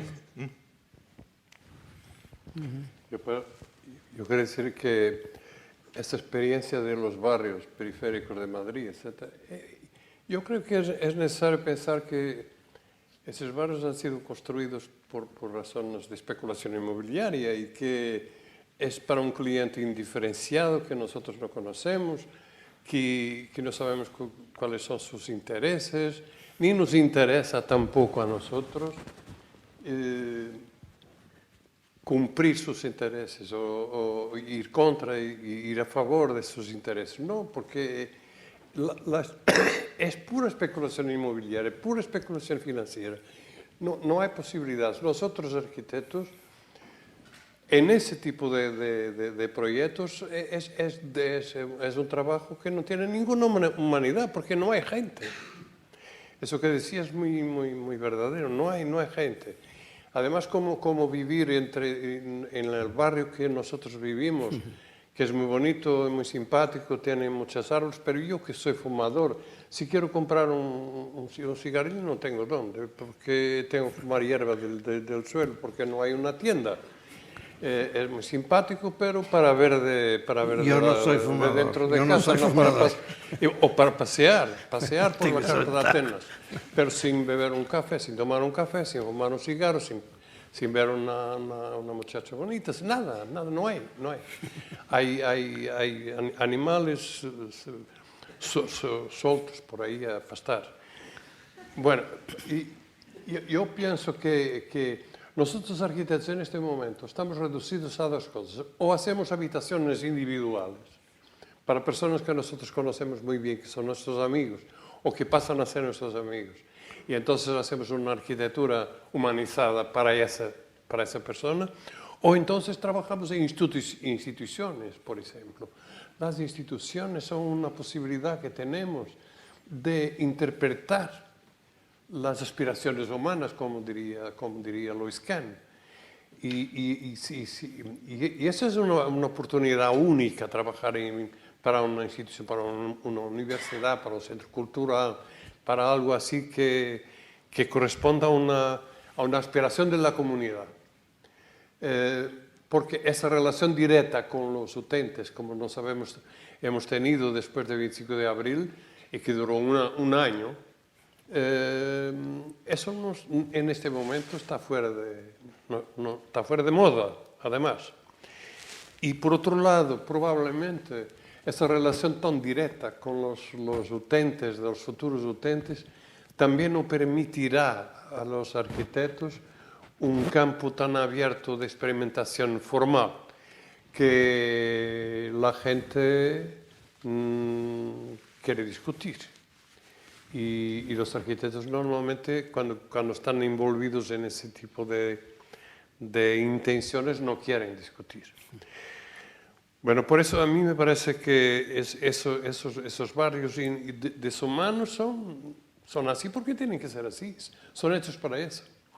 La gente vive ahí porque no tiene otra alternativa, porque probablemente dentro de una ciudad más humana, con tiendas, con amigos, con gente, con fumadores, yo creo que podría ser bastante... Las personas probablemente les gustaría mucho más vivir así. Pero no tienen que escoger. Ese es el peor que hay en este momento, es que las personas no pueden escoger. Y hay una especie de fatalismo en toda nuestra vida, nuestro trabajo, nuestras intenciones de futuro. No hay que pensar en el futuro porque está todo trazado, todo es así y no es posible luchar contra ese fatalismo. Con eso yo soy un luchador contra el fatalismo hasta el final de mi vida, porque creo que nada es fatal en la vida. Pero habrá otros que quieran hablar, probablemente. Nosotros... yo primero, a ti, ¿no? Que ¿A mí? tú hablabas de que conocer, ¿no? Que Sí. lo importante es conocer, ¿no? Conocer. Y tú en una memoria de un proyecto de los dos habláis, no sé si hay añadido a conocer, pero yo creo que sí, una voluntad transformadora. Claro, evidente. Hay que decirlo. Sí, La sí, arquitectura es siempre transformadora. Pero es que siempre que haces algo, como arquitectos, nos tenemos que enfrentar. Claro. para transformar la realidad, transformar en una cosa mejor, claro, esperamos. Que no es hacer heroicidad. No, que va. Es hacerlo bien, nada de eso, o medianamente bien. No es una actitud pasiva, antes por el contrario, es una actitud muy activa. Muy activa. De construir. Pero para eso tenemos que creer que el futuro existe, que merece la pena luchar por él, y por eso transformar la realidad en un momento de ese camino dentro de esa esperanza de construir una vida mejor. Eso es nuestro papel. Y yo creo que esa voluntad transformadora, ahora en el mundo en que vivimos, se enfrenta a volver a valorar lo local. Me parece bien. Puede ser. Me parece bien. Como calidad, como atención en la vida cotidiana, como atención en el ciudadano Ciudadano real. Hay una cosa en Portugal que es increíble, porque antes, cuando se escribía en el tiempo que se usaba correo, ¿no? Se escribía y se enviaban cartas, ¿se dice cartas? Cartas, Sí. no sé cómo se dice. Y se decía, señor tal, el nombre de la ciudad, que era la capital del concejo, y el nombre del lugar tal. Y tenían una nomenclatura fantástica, porque además era una nomenclatura muy clara sobre la historia del lugar. Lugar del paso, lugar de la iglesia, lugar de no sé qué, tal. Ahora, los correos han terminado con los lugares. No hay lugares. Todo tiene que tener nombre de calle. Calle Capitán Solmiro Alves, que nadie sabe quién es. Caminos que van por entre las árboles tienen nombre de gente, consejero, no sé qué. Y los lugares no existen. Y había incluso, en las carreteras había indicaciones del nombre de los lugares que la gente conocía muy bien y conocía sus límites, que es una cosa fantástica, esta pérdida de límites, porque nosotros sin límites difícilmente sabemos trabajar. Es muy difícil trabajar en el desierto de Sahara, no tiene límites, no sabemos a qué nos agarrar. Y esos límites ahora desaparecieron. Desaparecieron la nomenclatura, desaparecieron los límites y la gente sabe bien cuáles son esos límites. Y a mí eso me parece perverso, terrible. Yo estoy en una lucha contra los correos en Portugal, para que vuelvan a sacar esos nombres de calles que no tienen ningún sentido. Nombre de calle y número de puerta, de policía, número de policía. Calle Consejero Sulmiro Alves, número 32. Es una casa, una miserable, con 3 galinas y un puerco. Es una cosa horrible, increíble. Y se ha perdido completamente ese sentido del lugar, que era un sentido que tenía una identidad y creaba una comunidad. Una comunidad que se identificaba con Y tienen derecho a esa identidad. ¿Y qué? El ciudadano tiene derecho. Tiene derecho a eso. Una cosa fundamental en la política después del 25 de abril, en ese año que duró la revolución, la cosa más importante era el derecho al lugar, que la población todos querían vivir en ese lugar que escogemos. Y la primera cosa que los arquitectos tenían que hacer, era la primera fase del proyecto, era una metodología obligatoria, que los barrios populares tenían gente a más. Entonces era necesario construir casas nuevas, porque las casas eran muy pequeñas. Entonces era necesario construir más. Entonces teníamos que encontrar un territorio en que la gente se identificase, con que la gente se identificase como suyo, un lugar antropológico, histórico, cultural para la gente, para poder construir las casas que faltaban a la población. Llamábamos unidad operacional. Era una especie de una creación de un lugar en que esa población se identificaba. Y cada lugar tenía una comisión organizada de moradores. Eso sí permitía no construir esos barrios periféricos porque estábamos en relación directa con las personas. Y estábamos construyendo para ellas y respetando sus relaciones con el territorio, que son relaciones fundamentales, son raíces que no se pueden perder. Bueno, perdón. Pero si quieren participar en mi lucha contra los correos, yo acepto militantes. Sí, me ha parecido muy interesante una reflexión que ha salido sobre la relación con el territorio, ¿no?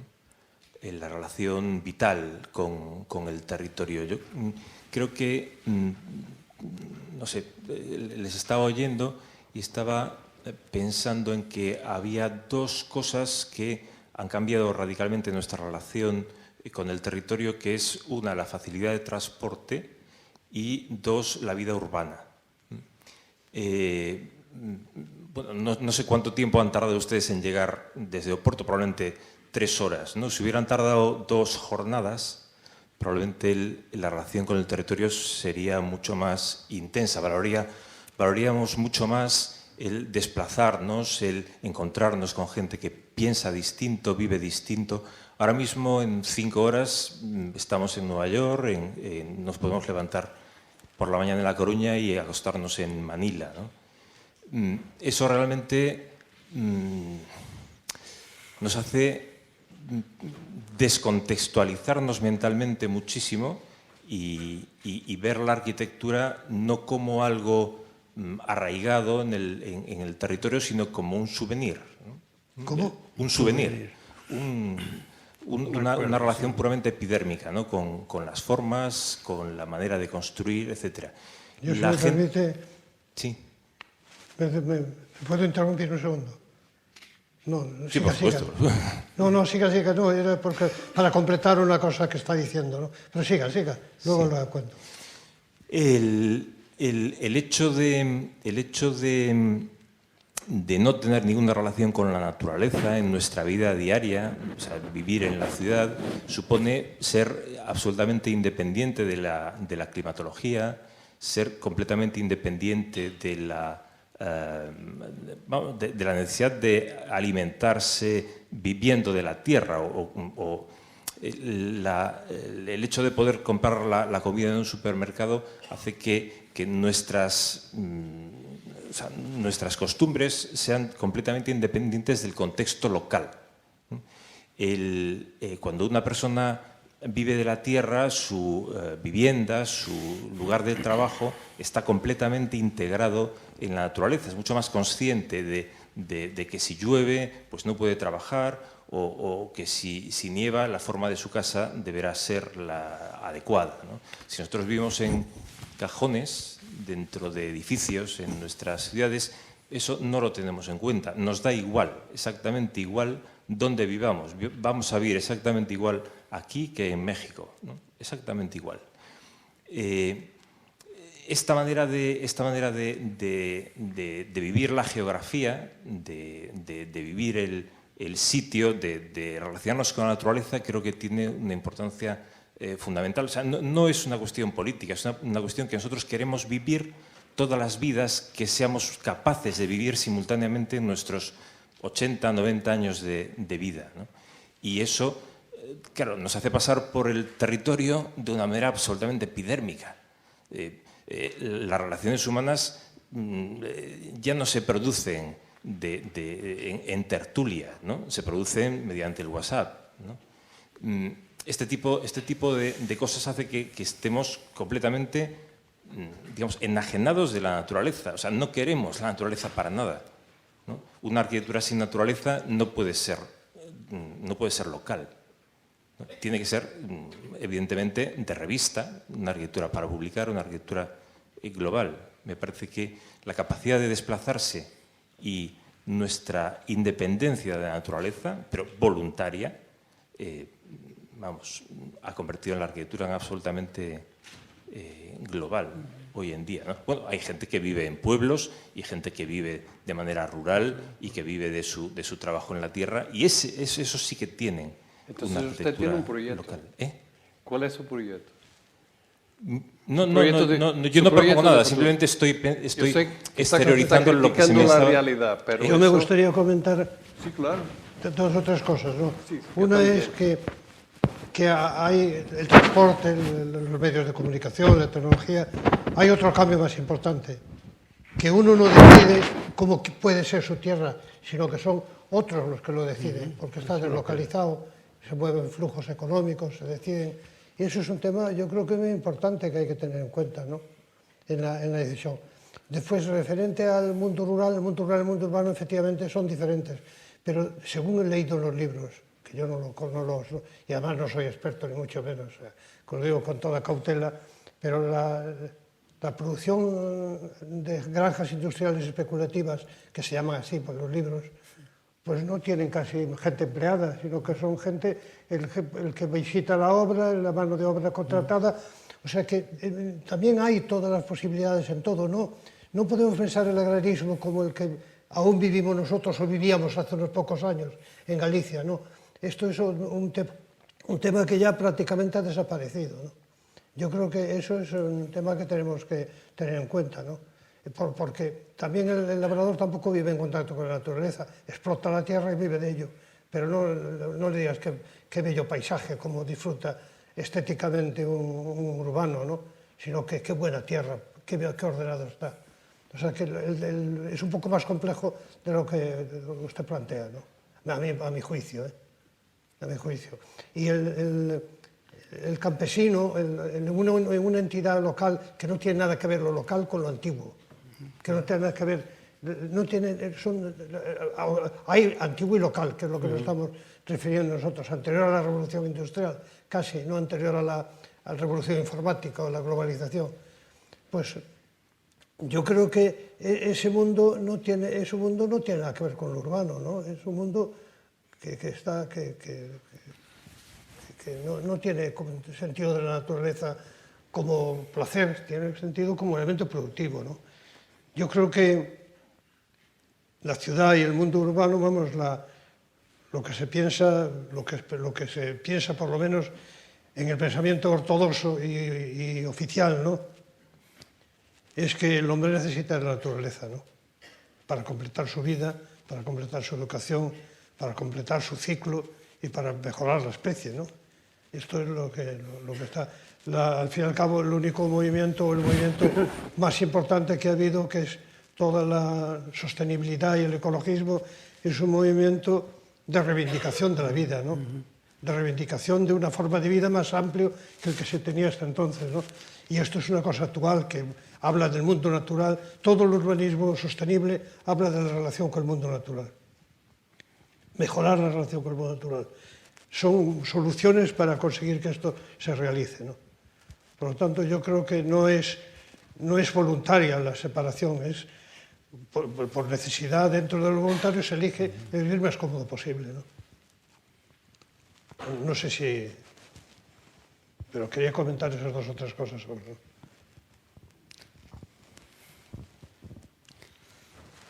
É verdade que nós, eu creio que não estamos a defender um regresso ao passado. Claro, porque há esse peligro. Porque isso seria trágico. Quer dizer, eu quero perceber, quero entender a minha contemporaneidade e quero saber como é que vou construir o futuro sem voltar, sem perder as conquistas civilizacionais que foram feitas, apesar de tudo, depois da Revolução Industrial.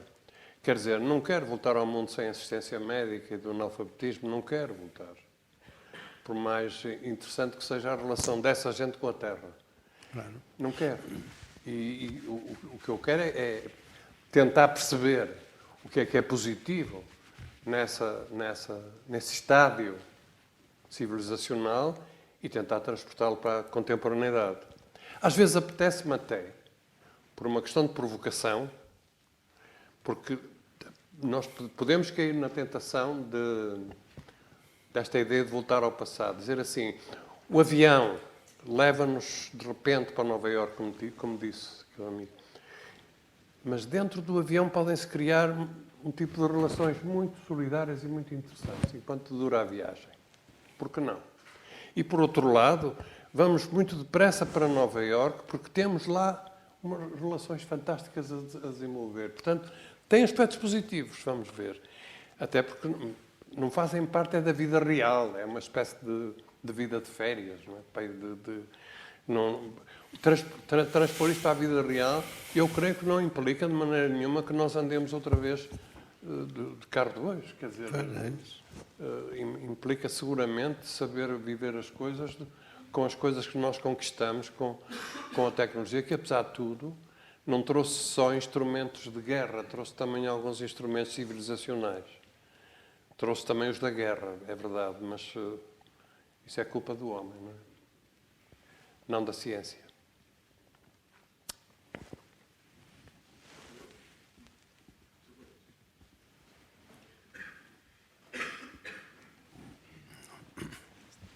Bueno, ¿qué tal, Manolo?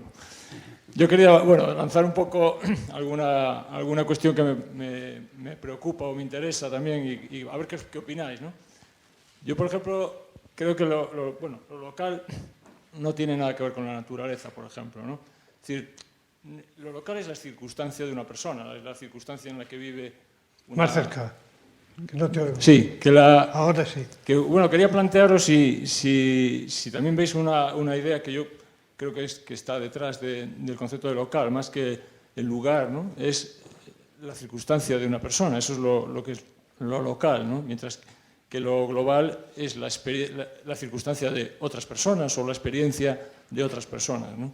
Entonces, con ese concepto de local, creo que es un acercamiento más vivo que el acercamiento de lo local como lugar, no exclusivamente, sino es el hecho circunstancial. Eso que decía ahora Alves de la localidad puede estar en un avión, dentro de un avión, la localidad puede estar dentro de un ataúd o puede estar dentro de una caja de...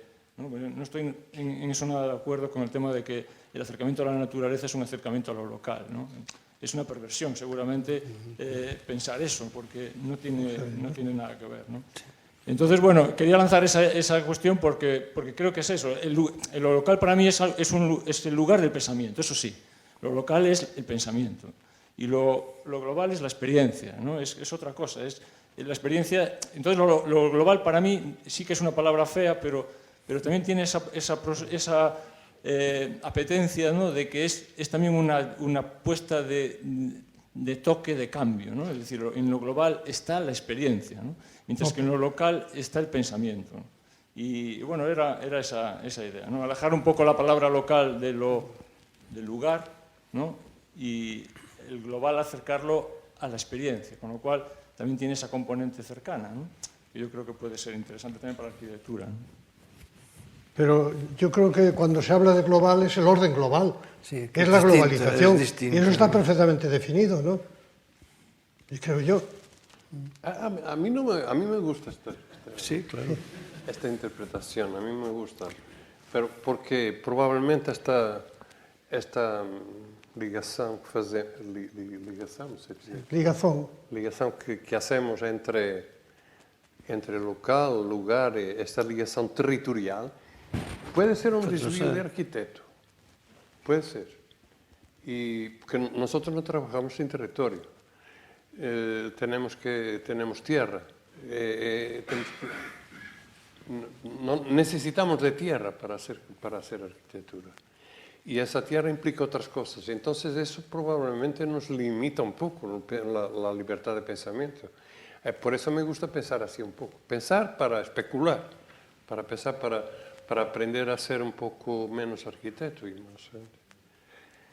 Porque efectivamente esa cuestión del lugar relacionado con el territorio puede no ser así. Por eso un lugar es, como decía Manolo, es verdad, el lugar es una cosa dinámica y puede ser tan dinámico que sea un avión, un viaje de avión. Y eso puede ser mi lugar durante 4 horas o 5 horas, pero ha sido un lugar. Y eso me interesa para pensar, de una forma diferente de que yo pienso normalmente. Porque esto de la relación con la naturaleza también es una cosa muy discutible. Porque la arquitectura y el abrigo se hicieron contra la naturaleza. Contra la naturaleza, no. Esa idea de vivir en paz con la naturaleza es una cosa terrible, porque la selva, la ley de la selva es la ley del más fuerte. No es nada democrático. Entonces yo tengo mucho miedo a la naturaleza. Mucho miedo. Y hasta alguna repugnancia, por veces.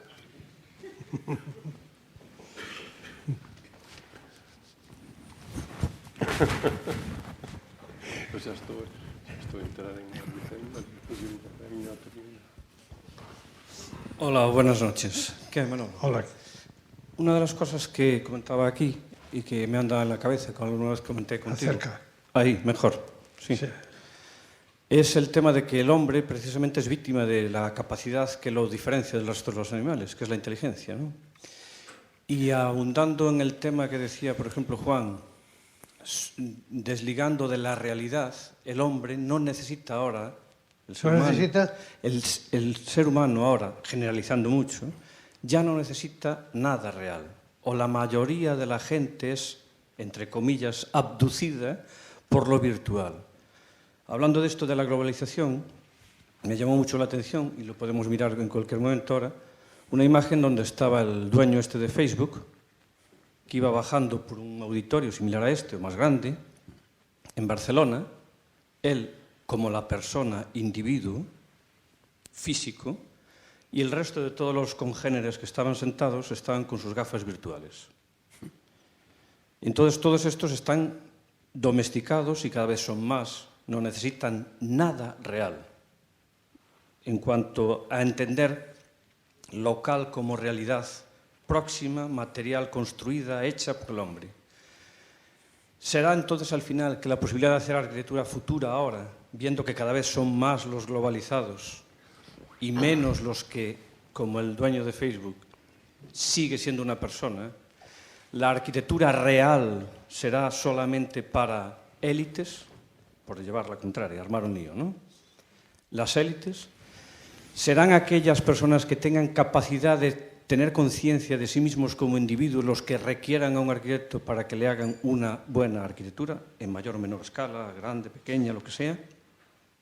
Es normal que para la mayoría de la gente el sitio donde ellos vivan es indiferente. Al fin y al cabo son metros cuadrados sin más, donde la cualidad arquitectónica y la luz y esas cosas no tienen ningún sentido, por cuanto ya lo miran por el ordenador. tienen otra ventana virtual y están apiladas a esa gente. Entonces, la arquitectura real futura de la que tantas veces hablamos, física, será solamente para esas élites, igual que en Grecia, que citabas al principio, pues en Atenas había, no sé, 500.000 de personas, de los que 15.000 o 20.000 eran realmente hombres libres y eran los que tenían la democracia, los demás no. Simplemente por hacer así un poquito de demagogia. ¿Hablas tú? Esa es una película de terror. Que creo que no te hará... No. Yo espero que no. No, tú estás hablando de un mundo de virtualidad real, ese que llaman, ¿no? Ya virtual. Bueno, ya veremos. No. Mientras tanto, mi única realidad es la experiencia. Y seguro que se construirá una realidad con experiencias virtuales. Es posible, pero cuando llegue eso, veremos. Yo ya no llegaré, creo. Pero vamos, si no me lo decís, una carta, ¿no? Pero la experiencia parece que la necesitamos para tener memoria y para construir nuestra vida, ¿no? Y eso es lo que se trata, simplemente. Ahora, la virtualidad es lo más inquietante de la cultura actual, es lo más inquietante. Pero eso no justifica tampoco que se utilice la virtualidad bien o mal, porque muchas veces se utiliza la virtualidad bien y otras se utiliza mal. Yo creo que se puede tener una vida mejor en la localidad utilizando la virtualidad que disponemos, claro. ¿No? Me parece perfectamente. ¿Es eso que piensas? Nosotros tenemos, es una anécdota, pero es verdad, tenemos la experiencia de la virtualidad mal. Hicimos la rehabilitación de un monasterio gótico en Coimbra, que es de las estaciones arqueológicas más importantes de Portugal. Bueno, trabajamos y tal, y al final, y de repente, sin que nos preguntaran cosa ninguna, han puesto una televisión así de grande dentro de la iglesia, con unas cuantas sillas delante, para que la gente vea la iglesia en virtual que está allí. Bueno, eso, pero felizmente estos últimos meses han sacado otra vez el televisor. ¿Una inundación? Sí, no sé si fue por la inundación o porque... La naturaleza. Realmente, pero es un poco todavía anécdota, creo yo. Todavía tengo esperanza que no sea así. Pero también tengo, en relación a eso, tengo algún miedo de que haya una especie de añoranza del auténtico, de la proximidad con la tierra, que no, yo no sé explicarlo ni sé, no es eso, pero a mí me dio mucho placer estar aquí hoy, y estoy porque vine en mi coche y tardé 2 horas y media, porque si tardara 3 días no venía. Es verdad, no podía venir. Así que hay cosas hay cosas que hay que aprovechar y vivirlas. No tira o que él dice. No, yo sé que no, pero tengo miedo que haya una especie de sentimiento de que todo lo que es muy cercano y tal es lo único que vale. No es verdad. No es verdad. Estoy completamente de acuerdo. Y las posibilidades que tenemos hoy de mejorar la vida son infinitamente superiores a las que había antes. Infinitamente superiores. Y las de hacer arquitectura más acorde con unos son infinitamente superiores. Claro. Y cada vez son los mismos temas con distintas palabras, como mucho. E non salimos de aí. Eu acho que já é demais, não é? Podemos ir embora. Não sei. Não, o Manolo disse que isso ia ser curto. Eu creo que no. Ya pasaron 2 horas. Bueno, ya. Venga. ¿No? Si yo estoy bien. Yo estoy muy bien también. Muchas gracias. Nosotros aquí estamos muy cómodos. Estamos muy cómodos. Estamos muy confortables. Muchas gracias, Sergio. Muchas gracias. Muchas gracias. Muchas gracias. Alexander. Os agradezco mucho. Muchas gracias a ti y a todos. Gracias.